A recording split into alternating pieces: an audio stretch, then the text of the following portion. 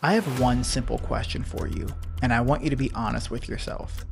Are you getting the most out of your hard earned money? The answer for most people is a resounding no. And honestly, I hate that this is the case. Most of us work really hard, and having nothing to show for it at the end of the week is unacceptable. This is where I come in. I'm Zach Ryan, and this is Sovereign Money Coaching. Here on this channel, you will learn how to stop wasting your energy and start getting maximum utility out of your money. Let's dive in. Welcome to episode 1: Why Carrying Credit Card Debt is Not Normal. Today, I am going to defend that statement with concise thoughts, and then I'm going to help you flip the script and start getting more out of your money. Now, I've got to be honest, when I was in my 20s, I had no idea the way the average person uses and abuses debt. As some of you know, I have been a professional poker player for the last 13 years. In this career, managing money and building a bankroll are one of the biggest priorities.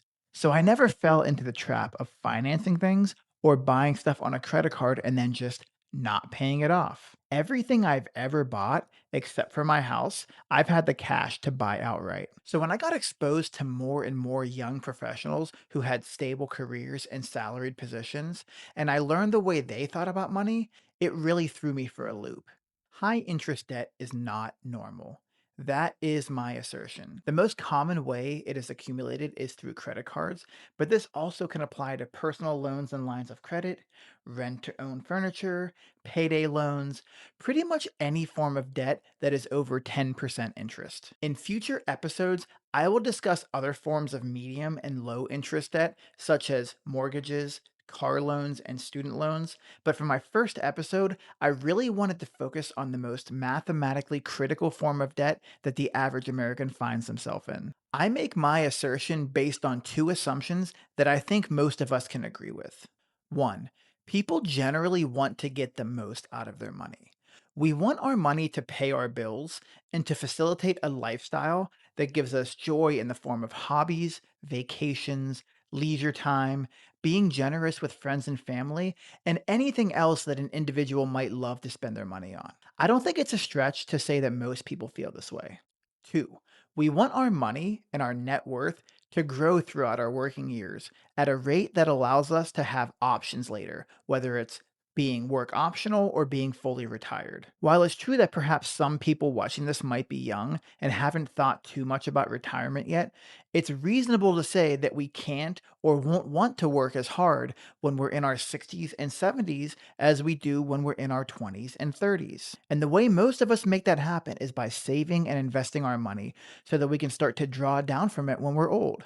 If we can agree on these two things, it's really not hard to see how detrimental high interest debt is to these goals. Let's say you're someone with a good income and you exist in what's called a debt cycle, where you run up a bunch of credit card debt and then you spend the next months scrambling and paying it down, and then you do it all over again. In other words, you have the extra money floating around to buy stuff, but you front load all of your transactions and then you figure it out later.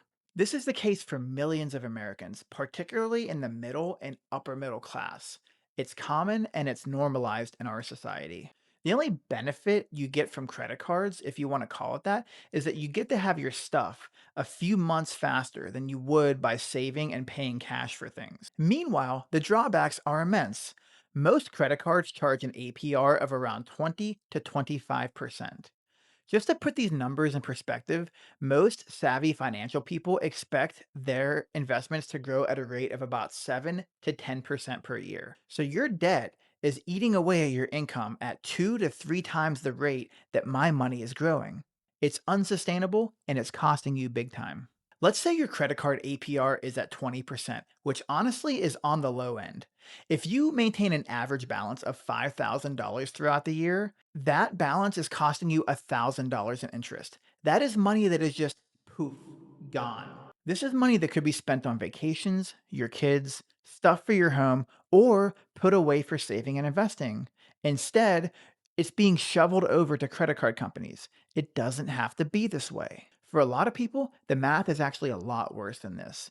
They'll carry tens of thousands of dollars of credit cards. They'll also have a car loan, student loans, and possibly a mortgage. And yes, not all of these debts are created equal. Some of them are worse than others, but the result is the same. Thousands of dollars paid in interest every year that is vanishing from your life. Things are expensive enough as it is. Being blasé with debt just makes your life that much harder. Now, the first step in making a change is recognizing that there is a problem. High interest debt is not normal. I don't care what your friends, family, or coworkers are doing. They are hurting themselves and their families by living this way, and so are you. You are risking your family's security, and you are ultimately decreasing the amount of money that you have to spend to create memories and joy. The good news is, once you recognize that there's a problem, you can start to take action steps towards a solution. Step one, get organized with your finances. One of the most important things you can do is to get your fixed costs down to around 50 or 60% of your take home pay. If these numbers are too high, you can cut out all the frivolous spending you want and you're still not going to have enough money left over to pay down your debts. Reducing fixed costs can be hard. Depending on what stage of life you're in, it could mean changing your housing situation or taking other drastic steps. If you're a young person watching this video, the best thing you can do is to keep your lifestyle in check now so that your fixed costs stay below 60%. It's a lot easier to keep your lifestyle modest than it is to have it go high and then take it back down again. If you're already in a situation where your fixed costs are super high, you have to do an overhaul. It is the only way. Step two, once your fixed costs are reined in, you have to cut discretionary spending as much as possible. My advice as a financial coach is to try to view this as a conscious decision rather than a sacrifice. You're doing this so that down the line, you'll have a lot more money to spend on things you love. That is what I want you to mentally focus on when you're in this lean period of paying off debt. As an aside, if you have a history of abusing credit cards and making a lot of impulsive purchases, I recommend cutting yourself off from the credit cards. Sometimes in life, we need to give ourselves a boost in order to change our behavior. If you can't trust yourself with credit cards, take them away from yourself. Use cash and debit cards for your monthly purchases. Once you do these things, you should have a pretty good idea of how much money you have every month to throw at your debt. Hopefully, it's at least 20 or 30% of your take home pay so that you can get this done faster. The two most popular debt payoff strategies are the debt snowball and the debt avalanche. Both of them involve making minimums on all of your payments so that you don't go into default. The snowball method involves taking the rest of your money and aggressively tackling the smallest debt, whereas the avalanche method would be to aggressively tackle the highest interest debt. Honestly, I don't think one method is right for everybody. It depends on the situation and the individual. The good news is, a lot of times, the snowball and the avalanche method actually overlap because a lot of your smallest debts, like credit cards and payday loans, actually also are your highest interest debts. If you have a bunch of credit cards that are all approximately the same interest rate, I definitely recommend using the snowball method. Pick the smallest card and pay it off aggressively. Then move on to the next one. Don't get bogged down in a couple of percentage points either way. The snowball method is going to help you clear these credit card debts and get excited about it. Once you've cleared all of your high interest debt, you're well on your way to a better financial standing. In future videos,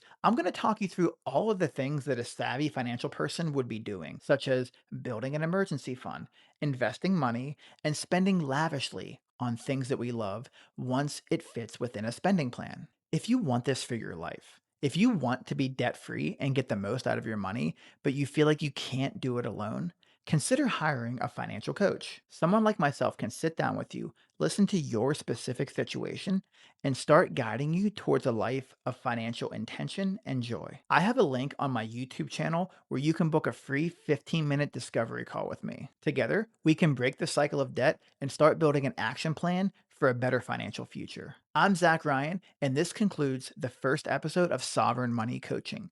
If you enjoyed this video, please like and subscribe, as I'm going to publish a lot more financial content on this page.